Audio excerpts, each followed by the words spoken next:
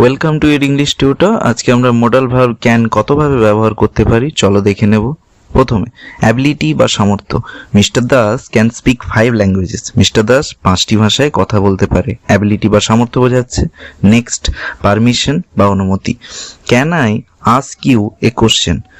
আপনাকে আমি একটা প্রশ্ন করতে পারি কি? তো অনুমতি বোঝাচ্ছে। নেক্সট, নর্মাল পসিবিলিটি, স্বাভাবিক সম্ভাবনা। ইট ক্যান বি রাইট, এটা ঠিক হতে পারে। তো একটা স্বাভাবিক সম্ভাবনা বা সম্ভাবনা বোঝাচ্ছে, ঠিক আছে। তো নেক্সট, রিকোয়েস্ট বা অনুরোধ। Can you help me please in this work? তুমি কি আমাকে এই কাজে সাহায্য করতে পারো? তো একটা অনুরোধ বোঝাচ্ছে। নেক্সট, অ্যাডভাইস বা পরামর্শ। You can buy the thing, তুমি জিনিসটি কিনতে পারো। ঠিক আছে, ভিডিওটা যদি ভালো লেগে থাকে ভিডিওটা লাইক করো, চ্যানেলটা সাবস্ক্রাইব